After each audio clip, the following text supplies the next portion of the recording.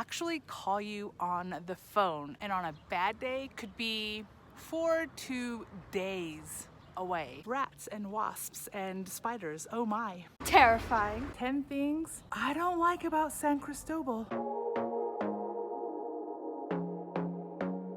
Okay, so I wanted to start off with a quick caveat, which is, of course, at the end of the day, I love Mexico. I love living in San Cristobal de las Casas in particular. If all of these things actually bothered me, I would leave. So the reason why I'm here, the reason why I'm staying is because at the end of the day, I love it here. But as I've said many times before, there's no such thing as a utopia, even here in Mexico. So I always like to just keep things real and let you know the things that I find annoying or disconcerting or just not perfect. And so I hope this video helps you in determining whether San Cris is a place that you'd like to come, or perhaps just in preparing you for the little annoyances that perhaps you will also find here in San Cris. There's no airport here. So the nearest airport is in Tuxtla Gutierrez, which on a good day is about an hour and a half away. On a normal day is about 2 hours away. And on a bad day could be 4 to days away. Why days? Because there's really only one main road from here to Tuxtla Gutierrez, and it is a really popular road to have blockades. And while I think it's kind of awesome to find out about the concerns of the local populace, I think it's super inconvenient and nerve-wracking that I can't guarantee when this road is not being blockaded. That being said, it doesn't normally have a blockade, but like, you can't predict it. So Chiapas is the poorest state in Mexico, which means that poverty is a lot more visible. Because it's a pueblo mágico, of course, you've got lots and lots of vendors selling you things on the street, which I can see is possibly annoying, although honestly, it generally adds to the charm of the location.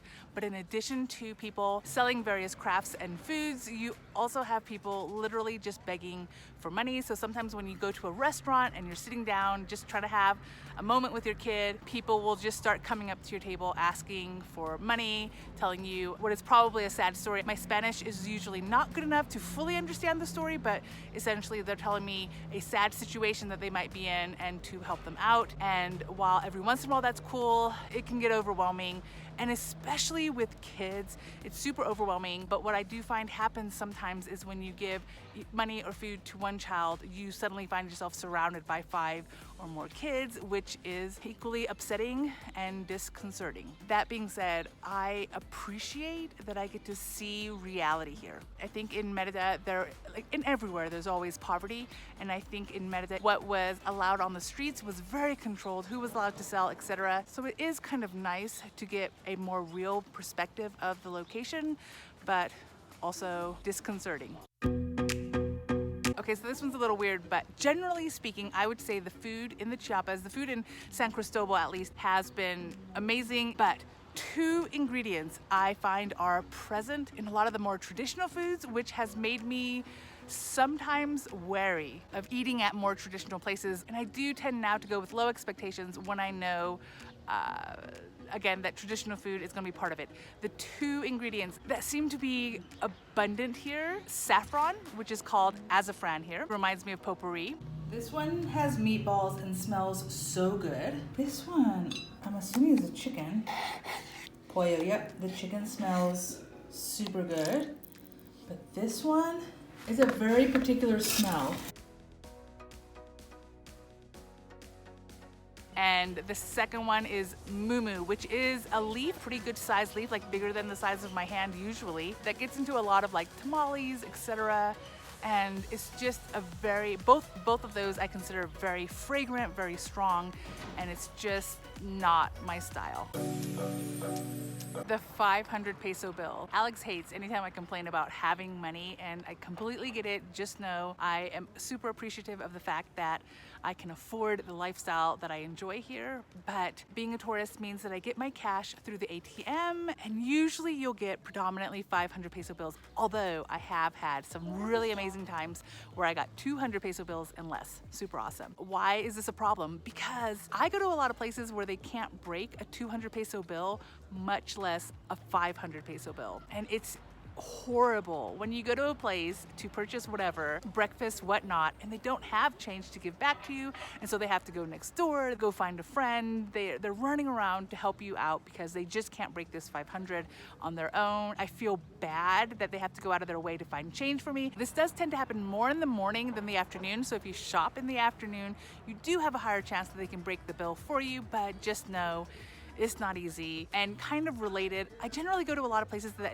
just doesn't accept credit cards, but talking to my friends who do tend to use a lot of cards, debit cards, ATM cards, they've gone to restaurants where as they're trying to pay, the internet goes down and they're not able to pay, so they have to, leave, go to an ATM and come back. So I find generally paying with cash / having cash is just easier than assuming that a place takes your card.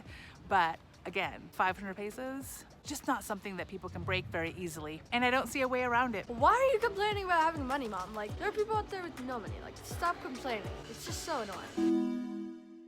There are only 2 public playgrounds in San Cristobal that I found. Please let me know if you're aware of more. One is near the Iglesia Merced and the other one is near Iglesia San Cristobalito. All the other playgrounds or play areas that I found, they're predominantly at restaurants, and while I super appreciate that there are quite a few restaurants that provide these playgrounds, I do wish that there were just more free places that we could go to hang out at parks while Alex gets to play.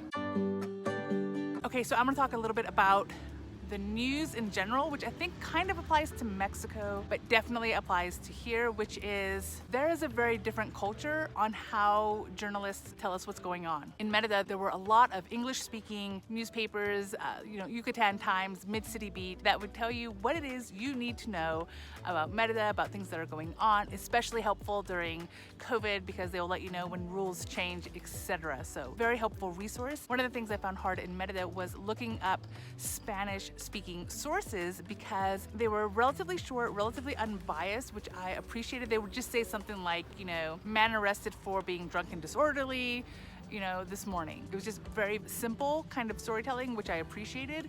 Here, I find that the news, one, it's all in Spanish, so you do have to translate in some way, shape, or form. And I find that when I'm translating, it's a lot more, this is what I saw, and a lot less, this is what's really happening. Like, you get a lot less official reporting, a lot less reporting from authorities, so you don't necessarily see from a police viewpoint, hey, we arrested 3 people today, that kind of thing. You really just see almost a he said, she said, almost I'm a random citizen and this is what I saw kind of viewpoint. And there's a lot of muddling of information. So while I generally get the sense that I'm safe, that everything's okay, yeah, when things do happen and people report on it, it's really hard to find out what's going on around here. I have found one YouTube channel that reports on the news, specifically in Tuxtla, which is not obviously San Cristobal, but again, very simple, I've got so many questions whenever I read one of these things, and none of them get answered because the news here is not as dramatic as the US, which I appreciate, but it's also not as informative. They don't give you as much meat to the story, and so it's often a frustrating scenario when they report on something that I do find interesting or I do find important, but I can't quite figure out what's really going on. Same for events, right? Dia de los Muertos and Independence Day. Now, granted, some of it is because we are still in COVID times, and so people aren't 100% sure what kind of public activities might be going on. But yeah, we're likely to find out what is happening in town the day of or the day before. And so planning gets really, really difficult. Spanish is a must here. I know. I'm in Mexico. Of course, Spanish is a must, but I'm just letting you know that living a year and a half in Merida, there are so many ways to cheat. And even though things like Google Translate is not always the most helpful, at the end of the day, there were lots of apps in Merida where you could type in special instructions, where you can cut and paste and just figure things out. Of course, in person, you can use hand gestures, you can point, etc. And those apply here as well, but especially when it comes to deliveries and using apps, I find that if I order from an app, which really I prefer to shop in person, but when I was sick and I couldn't go out, I would order from Chedraui, and if the delivery person or whoever's choosing my food items couldn't find, let's say, a package of bell peppers, instead of texting you that they don't have that item, they actually call you on the phone, as in you have to pick it up and talk. And so thank goodness I had a year and a half to kind of get accustomed to Spanish and understand a lot of key words. Thank goodness I took the class with La Cadencita, which really helped with conversational Spanish. So I am able generally to understand what they're saying and to let them know my response, and so everything works out. But it's super intimidating, and so it's frustrating. Again, this technically falls as a thing I like about San Cris. It is one of the things that I was looking forward to coming here, but just so you know, it's hard, it's frustrating, and when I first got a phone call and I realized, oh no, it's somebody I have to actually answer, yes, it took me a minute.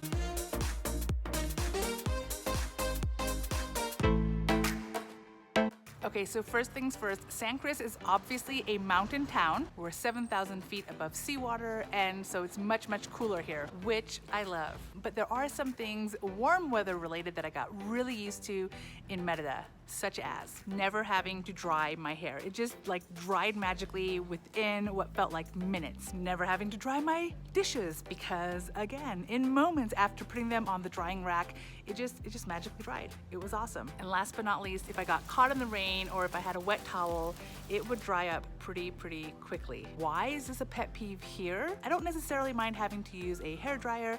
I don't necessarily mind having to dry dishes, although actually yes, I can't stand drying dishes. And it's literally counting pennies. I'm being so petty right now, but wet clothing weighs a lot more than dry clothing, as you know. And the way lavanderias work here is by weight.